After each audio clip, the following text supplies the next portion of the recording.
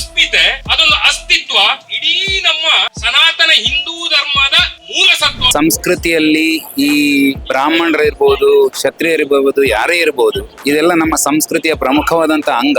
ಯಾವುದೇ ಒಂದು ಜಾತಿಗೆ ಅಥವಾ ಧರ್ಮಕ್ಕೆ, ಅವರ ಆಚರಣೆಗಳಿಗೆ ನೋವು ಉಂಟಾಗುವಂತದ್ದು ನಡೆದಾಗ ದೇಶದಲ್ಲಿ ಬಿಕ್ಕಟ್ಟಾಗ್ತದೆ. ಯಾಕೆಂದ್ರೆ ಸನಾತನ ಹಿಂದೂ ಧರ್ಮ ಅದರಲ್ಲಿ ಷೋಡಶ ಸಂಸ್ಕಾರ, 16 ಸಂಸ್ಕಾರಗಳಲ್ಲಿ ಒಂದು ಅತಿ ಮುಖ್ಯವಾದಂತಹ ಒಂದು ಸಂಸ್ಕಾರ ಅಂತಂದ್ರೆ ಉಪನಯನ. ಜನವರ ಹಾಕಿದ್ದಾನೆ ಅಂತ ಒಂದೇ ಕಾರಣಕ್ಕೆ ಅವನ CET ಪರೀಕ್ಷೆ ಬರೀಲಿಕ್ಕೆ ಅವಕಾಶ ಕೊಡದಲ್ಲಿದ್ದು ಇದು ಅಕ್ಷಮ್ಯ ಅಪರಾಧ.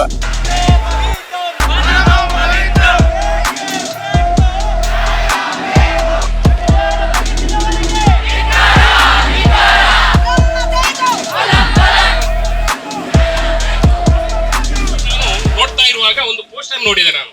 ಅದು ಎಂತಹ ಅದ್ಭುತವಾಗಿತ್ತು ಅಂತ ಹೇಳಿದ್ರೆ, ಅದರಲ್ಲಿದ್ದಂತಹ ಮಾತು, ನೀವು ಜನಿವಾರಕ್ಕೆ ಗೌರವವನ್ನ ನೀಡಿ, ಆಗ ಆ ಜನಿವಾರ ಸಮಾಜದಲ್ಲಿ ನಿಮಗೆ ಗೌರವ ಸಿಗುವಂತೆ ಮಾಡ್ತದೆ ಅಂತ ಹೇಳುವಂತ ಒಂದು ಮಾತು. ಎಂತಹ ಒಂದು ರೋಮಾಂಚನ ಆಯಿತು ಅಂತ ಹೇಳಿದ್ರೆ, ಯಾಕಾಗಿ ಇದನ್ನ ಉಲ್ಲೇಖಿಸ್ತಾ ಇದ್ದೇನೆ ಅಂತ ಹೇಳಿದ್ರೆ, ಜನಿವಾರ ದಾರ ಅಲ್ಲ ಅಂತ ಹೇಳಿ ಇದಕ್ಕೆ ಬೇಕಾಗಿ ನಾವು ಹೇಳಿದಂತಹದ್ದು. ಜನಿವಾರ ದಾರ ಅಲ್ಲ, ಅದು ನಮ್ಮ ಜೀವನದ ಆಧಾರ, ಅದೊಂದು ಅಸ್ಮಿತೆ, ಅದೊಂದು ಅಸ್ತಿತ್ವ, ಅದು ಇಡೀ ನಮ್ಮ ಸನಾತನ ಹಿಂದೂ ಧರ್ಮದ ಮೂಲ ಸತ್ವ, ಮೂಲ ಬೇರು ಅಂತ ಹೇಳುವಂತಹದ್ದನ್ನ ಈ ಕಾರಣಕ್ಕಾಗಿ ನಾವು ಹೇಳಿದಂತಹದ್ದು. ಅದಕ್ಕಾಗಿ ಜನಿವಾರಕ್ಕೆ ಏನು ಗೌರವ ಸಿಕ್ಕಿದ್ರೆ ಅದು ಇಡೀ ಸಮಾಜಕ್ಕೆ ಒಂದು ಗೌರವ ಸಿಕ್ಕಿದಂತಾಗ್ತದೆ. ಯಾರು ಸಮಾಜದಲ್ಲಿ ಗೌರವನ ಪಡೆಯುವಂತ ಸ್ಥಿತಿಯನ್ನ ತಲುಪುತ್ತಾರ, ಅದರ ಹಿಂದೆ ಒಂದು ಜನಿವಾರ ಇದೆ ಅಂತ ಹೇಳುವಂತಹದ್ದನ್ನ ನಾವು ಯಾವತ್ತಿಗೆ ಕೂಡ ಮರಿಬಾರದು. ಒಂದು ಎಂತ ಅದ್ಭುತವಾದಂತಹ ಗಾದೆಯ ಮಾತನ್ನು ಹೇಳಿದ್ದಾರೆ ಅಂತ ಹೇಳಿದ್ರೆ, ವಿನಾಶಕಾಲೇ ವಿಪರೀತ ಬುದ್ಧಿ ಅಂತ. ಬಹುಶಃ ನನಗೆ ಅನ್ನಿಸ್ತಾ ಇದೆ, ಇವತ್ತಿನ ಪ್ರಸ್ತುತ ಕಾಲಘಟ್ಟವನ್ನ ಗಮನಿಸಿಯೇ ಇಂತಹ ಒಂದು ಗಾದೆಯನ್ನ ಮಾಡಿದ್ದಾರೆ ಅಂತ. ನಿಜವಾಗಿ ವಿನಾಶಕಾಲೇ ವಿಪರೀತ ಬುದ್ಧಿ. ಯಾಕೆಂತ ಹೇಳಿದ್ರೆ, ಹೋಗಿ 1000 ವೋಲ್ಟಿನ ಹೈ ವೋಲ್ಟೇಜ್ ವೈರ್ನಷ್ಟೇ ಪವರ್ಫುಲ್ ಆದಂತಹ ಒಂದು ಜನಿವಾರಕ್ಕೆ ನೀವು ಕೈ ಹಾಕ್ತಾ ಇದ್ದೀರಲ್ಲ, ನೀವು ಉಳಿಲಿಕ್ಕೆ ಸಾಧ್ಯ ಉಂಟಾ? ನೀವು ಭಸ್ಮ ಆಗ್ತೀರಿ ಅಂತ. ಹಾಗಾಗಿ ಹೇಳಿದಂತದ್ದು ತಮಾಷೆಗಲ್ಲ, ವಿನಾಶಕಾಲೇ ವಿಪರೀತ ಬುದ್ಧಿ ಅಂತ.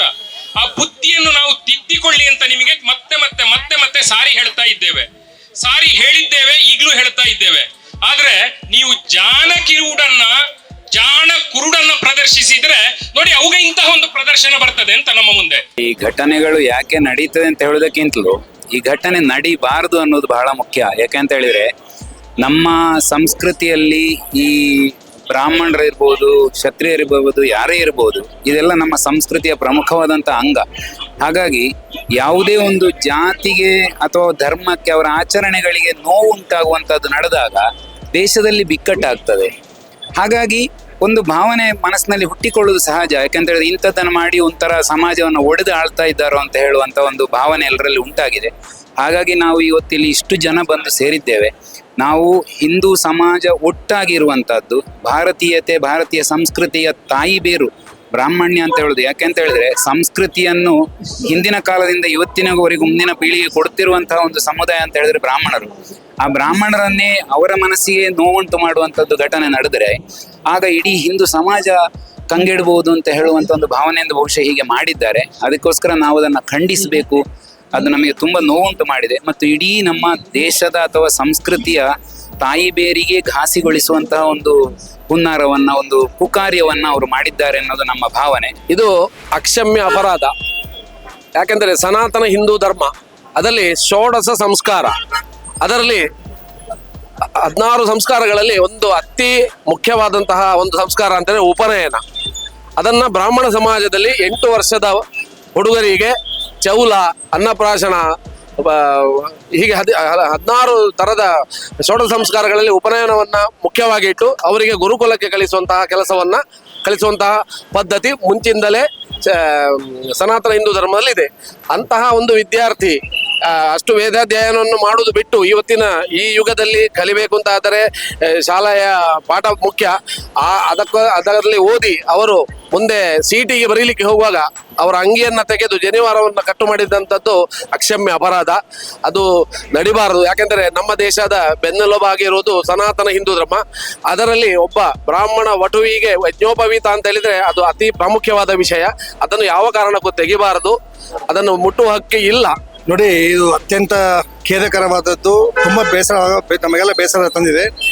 ಯಾಕೆಂತಂದರೆ ಯಾವುದೋ ಒಬ್ಬ ವಿದ್ಯಾರ್ಥಿಗೆ CET ಪರೀಕ್ಷೆ ಅನ್ನೋದು ಅವನ ಜೀವನದ ಬಹುಮುಖ್ಯ ಅಂಗ. ನಾವು ಅದನ್ನು turning point of the life ಅಂತ ಕರಿತೇವೆ. ದುರದೃಷ್ಟ ಅಂತ ಹೇಳಿದ್ರೆ ಜನವರ ಹಾಕಿದ್ದಾನೆ ಅಂತ ಒಂದೇ ಕಾರಣಕ್ಕೆ ಅವನ CET ಪರೀಕ್ಷೆ ಬರೀಲಿಕ್ಕೆ ಅವಕಾಶ ಕೊಡದಲ್ಲೇ ಇದ್ದಿದ್ದು ಇದು ಅಕ್ಷಮ್ಯ ಅಪರಾಧ. ಅವರು ಆ ವಿದ್ಯಾರ್ಥಿಯ ಅಥವಾ ವಿದ್ಯಾರ್ಥಿಗಳ ಜೀವನದ ಭವಿಷ್ಯ ಜೊತೆ ಅವ್ರು ಆಟ ಆಡಿದ್ದಾರೆ. ನಮಗೆಲ್ಲ ಒಂದು ಪ್ರಶ್ನೆ ಏನಂತ ಹೇಳಿದ್ರೆ, ಜನವರ ಹಾಕ್ಕೊಂಡು ಯಾವ ರೀತಿಯಲ್ಲಿ ಅವರು ಕಾಪಿ ಹೊಡೆಯಲಿಕ್ಕೆ ಸಾಧ್ಯ? It is a unanswered question. ಈ ಪ್ರಶ್ನೆಗೆ ಅವರು ಉತ್ತರ ಯಾರೂ ಕೊಡಲಿಲ್ಲ. ಹಾಗಾಗಿ ನೋಡಿ, ಬ್ರಾಹ್ಮಣರಿಗೆ ಜನವರ ಅನ್ನೋದು ಇದರ ಒಂದು ಅಸ್ಮಿತೆ. ಜನವರ ಅನ್ನೋದು ಒಂದು ಅಸ್ಮಿತೆ ನಮಗೆ. ಜನವರ ಹೋದ್ಮೇಲೆ ನಾವು ಬ್ರಾಹ್ಮಣ ಅಂತ ಹೇಳ್ಕೊಳ್ಳೋದು ಹೇಗೆ ನಾವು? ಅದಕ್ಕೆ ನಮ್ಮ ಬ್ರಾಹ್ಮಣರಿಗೆ ದ್ವಿಜ ಅಂತ ಕರೀತಾರೆ. ಒಂದು ತಾಯಿ ಹೊಟ್ಟೆಯಲ್ಲಿ ಹುಟ್ಟುವಂಥದ್ದು ಮತ್ತೆ ಜನ್ಮಾರ ಅಂದರೆ ಉಪನಯನ ಆದಮೇಲೆ ಅದು ಎರಡನೇ ಜನ್ಮ ಅಂತ ಹೇಳಿ. ಎರಡನೇ ಜನ್ಮನ ಕಿತ್ಕೊಂಡ್ಬಿಟ್ರೆ ಹೇಗೆ ಇದು ಭಾಳ ದೊಡ್ಡ ಅಕ್ಷಮ್ಯ ಅಪರಾಧ. ಇದು ನಾವು ಭಾಳ ಖಂಡಿತವಾಗಿ ಇದನ್ನು ನಾವು ಖಂಡಿಸ್ತೇವೆ. ಹಾಗೆ ನಮ್ಮ ದಕ್ಷಿಣ ಕನ್ನಡ ಜಿಲ್ಲೆಯಲ್ಲಿ ಮಂಗಳೂರು ನಗರದಲ್ಲಿ ಇವತ್ತಿನ ದಿವಸ ಎಲ್ಲ ಬ್ರಾಹ್ಮಣ ಸಂಘಟನೆಗಳ ಎಲ್ಲ ಸದಸ್ಯರು ಬ್ರಾಹ್ಮಣರು ಒಟ್ಟಾಗಿ ಬಂದು ಇವತ್ತು ಈ ಒಂದು ಘಟನೆಯನ್ನು ಭಾಳ ಖಂಡನೆ ಮಾಡಿ AC ಅವರಿಗೆ, ಅಸಿಸ್ಟೆಂಟ್ ಕಮಿಷನರ್ಗೆ ನಾವು ಪ್ರತಿಯನ್ನು ಕೊಟ್ಟಿದ್ದೇವೆ, ಖಂಡನ ಪ್ರತಿಯನ್ನು ಕೊಟ್ಟಿದ್ದೇವೆ. ಯಾರು ಈ ಒಂದು ಕೃತ್ಯ ಎಸಗಿದ್ದಾರೆ ಆ ಅಧಿಕಾರಿಗೆ ಕೇವಲ ಸಸ್ಪೆಂಡ್ ಮಾಡಿದ್ರೆ ಉಪಯೋಗ ಇಲ್ಲ, ನಿರ್ದಾಕ್ಷಿಣ್ಯವಾಗಿ ಅವನ ಬಗ್ಗೆ ಅವರು ಕ್ರಮ ಕೈಗೊಳ್ಬೇಕು ಅಂತೇಳಿ ಈ ಮೂಲಕ ನಾವು ಒತ್ತಾಯಿಸ್ತಾ ಮಾಡ್ತೇವೆ.